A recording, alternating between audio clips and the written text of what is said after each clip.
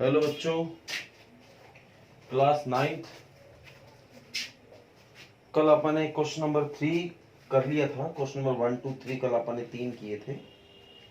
आज अब बढ़ते हैं बेटा क्वेश्चन नंबर 4 की तरफ। इसका फिगर देखा, पहले मैं फिगर बनाता हूँ। एक्सरसाइज हमारी 7.4 चल रही है।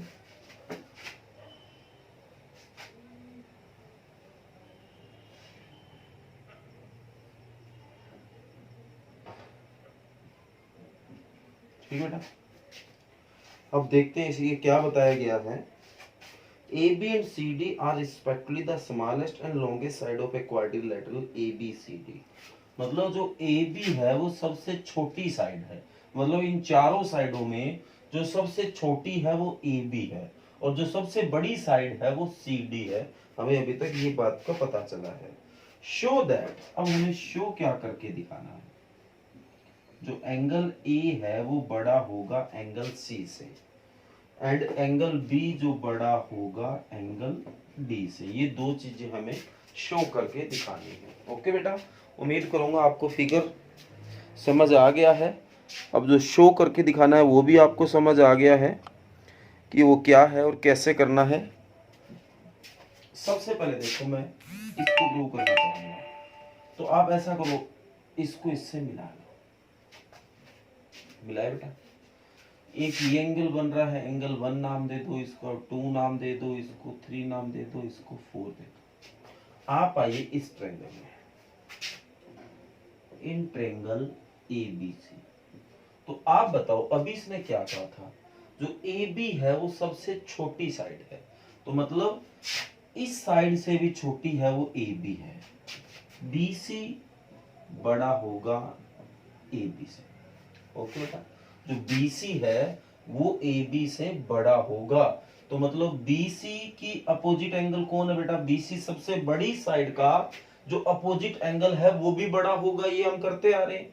बड़े एंगल की अपोजिट साइड बड़ी होगी तो बड़ी साइड की अपोजिट एंगल भी बड़ा होगा, और छोटी साइड का जो अपोजिट एंगल है इसका अपोजिट ये होगा, तो ये छोटा होगा। एंगल जो 1 है बेटा वो बड़ा होगा एंगल 3 से। ओके बेटा, समझ आ गई बात। इक्वेशन नंबर 1 इसका नाम दे दो। अब इस ट्रायंगल में आ जाओ, इन ट्रायंगल ACD। इस ट्रायंगल में ये जो साइड है वो AD से बड़ा है, क्योंकि CD जो वो सबसे बड़ा है।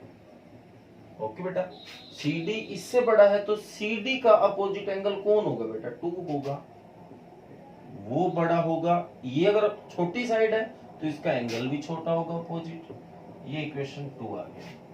1 3 से बड़ा है, 2 4 से बड़ा है, तो ऐड कर दो आप, ऐड इक्वेशन 1 एंड 2। तो बेटा ये इससे बड़ा, ये इससे बड़ा, तो दोनों का जोड़ भी बड़ा होगा, तो एंगल 1 प्लस एंगल 2 बड़ा होगा एंगल 3 प्लस एंगल 4 से।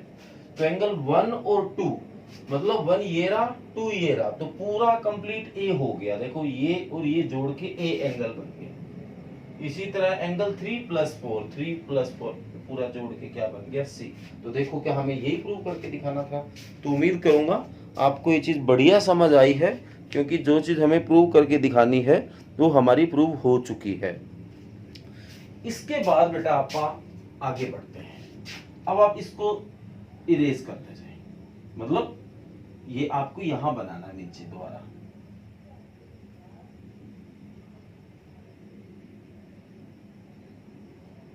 ठीक बेटा, ABCD। अब आप इस डायगोनल के बजाय ऐसे डायगोनल बनाओ। इस एंगल को नाम दे दो 5 6 7 8। ओके बेटा, तो इन ट्रायंगल में आओ आप इन ट्रायंगल ABD। तो आप बताइए, ABD में बड़ी साइड है वो AD हो गया, क्योंकि सबसे छोटा AB है। जो AD है वो बड़ा होगा AB से, तो AD की अपोजिट वो कौन होगा बेटा, 5 होगा, एंगल 5 होगा। AB का अपोजिट कौन है, 7, तो 5 किससे बड़ा हो गया, 7 से। Equation number 3। इस ट्रायंगल में आओ, इन ट्रायंगल BCD। इस ट्रायंगल में बेटा CD किससे बड़ा हो गया, BC से, तो CD का अपोजिट एंगल कौन है, 6 है। और इसका कौन होगा, 8 होगा, इक्वेशन नंबर 4। इनको भी ऐड कर दो, ऐड इक्वेशन 3 एंड 4, 3 और 4 को ऐड किया बेटा, तो एंगल 5 प्लस एंगल 6 बड़ा होगा एंगल 7 प्लस एंगल 8।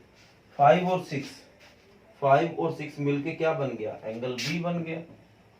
एंगल 7 और 8 मिलके क्या हो गया, एंगल डी।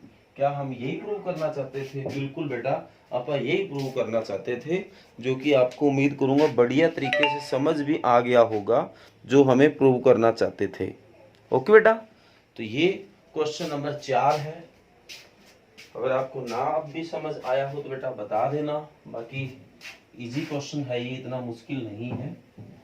तो स्टेटमेंट को अच्छे से समझ लो बेटा, जो प्रूव करना चाहते हैं वो आपको पता होना चाहिए, आपको जो नियम बताए गए हैं वो पता होना चाहिए। तो मेरे को नहीं लगता फिर ऐसी कोई भी बात है जो जिससे आपको कोई दिक्कत आएगी। आगे बढ़ते हैं बेटा, क्वेश्चन नंबर 5। इसका फिगर दे रखा आपको, PQR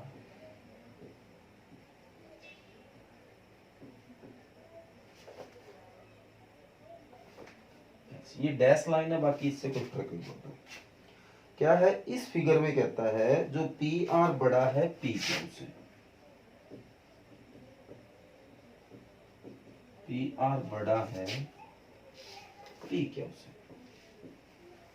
और PS बाइसेक्ट QPR, जो PS है वो QPR इसको बाइसेक्ट करता है, मतलब ये एंगल और ये एंगल आपस में इक्वल है। एंगल QPS इक्वल है एंगल RPS के, ये भी गिवन है। प्रूव क्या करके दिखाना है, प्रूव करके दिखाना है एंगल PSR बड़ा होगा एंगल PSQ से। ठीक बेटा, तो देखो कैसे ये प्रूव होगा। PSR ढूंढिए है कहाँ, PSR मतलब ये एंगल की बात हो रही है। PSQ ये मतलब ये एंगल इससे बड़ा होगा, हमें प्रूव करके दिखाना है। ओके बेटा, गिवन है आपको ये इसके बराबर है। PR बड़ा है PQ से, PR बड़ा है PQ से, मतलब ये साइड इससे बड़ा है ना। गिवन है, given that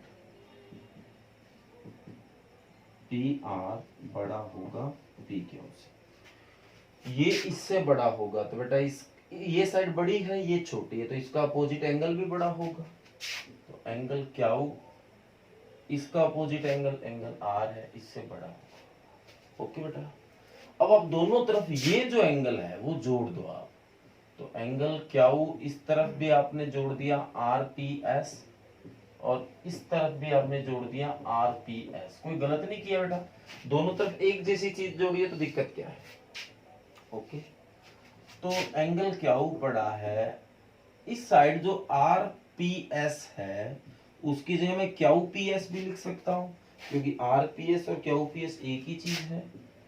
QPS greater than angle R plus angle RPS ढूंढिए। एंगल R ये रहा और RPS ये रहा, ये एंगल। याद करो मैंने एक आपको रूल बताया था, जैसे ये एक ट्रायंगल बन रही है, इसमें ये एंगल और ये एंगल का जो सम होगा इस थर्ड एंगल के एक्सटर्नल एंगल के इक्वल होता है। एक दिन बताया था, दोबारा बताता हूं। जैसे ये एक बन रही है, ये एंगल और ये एंगल का जो सम है वो जो इसका जो थर्ड एंगल है उसके एक्सटर्नल एंगल के इक्वल होता है, ये रूल है बेटा। तो इस एंगल और इस एंगल का सम जो इसका थर्ड एंगल उसका एक्सटर्नल एंगल के इक्वल होता है, तो ये एंगल इसको क्या लिख सकता हूं, PSQ। PSQ ठीक बेटा, the sum of two angle is equal to external angle of third। Reason लिख सकते हो आप, sum of two angle, two interior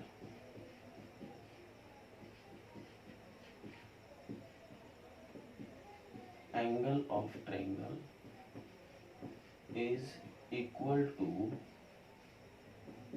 exterior of third angle. ये इसका रीजन है बेटा, थर्ड एंगल। ओके, अब आप बात आइए पी एस क्यू, ये हमें प्रूव भी करना है। Angle Q plus Q P S ढूंढिए कहाँ है।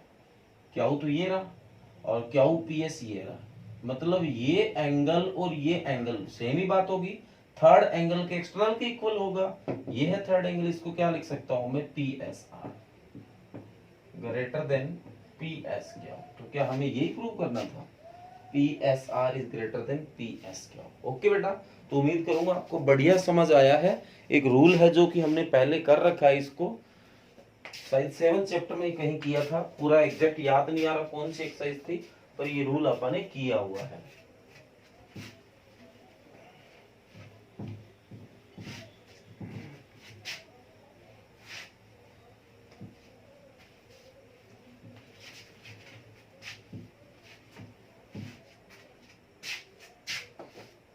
इसके बाद बढ़ते हैं बेटा आप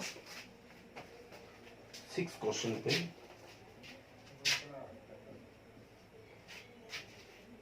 क्वेश्चन नंबर 6 क्या है, show that of all line segment drawn from A point not on it, show that all the line segment drawn from A given point non on it, मतलब वो इसके ऊपर नहीं है, वहां से लाइन सेगमेंट खींचे गए हैं।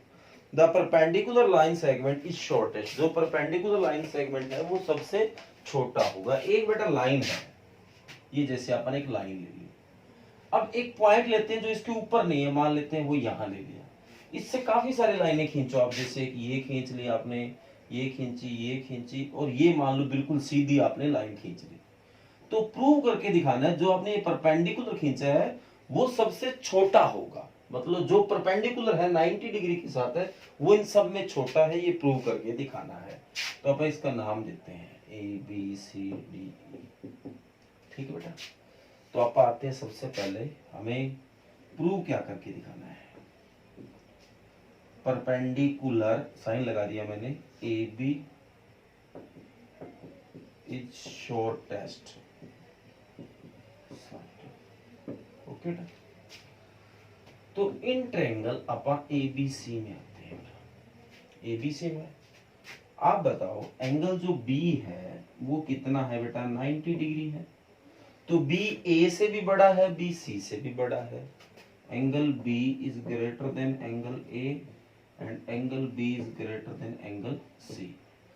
तो बी अगर बड़ा है तो बी की अपोजिट साइड भी बड़ी होगी, तो देन जो AC है वो बड़ा होगा AB से।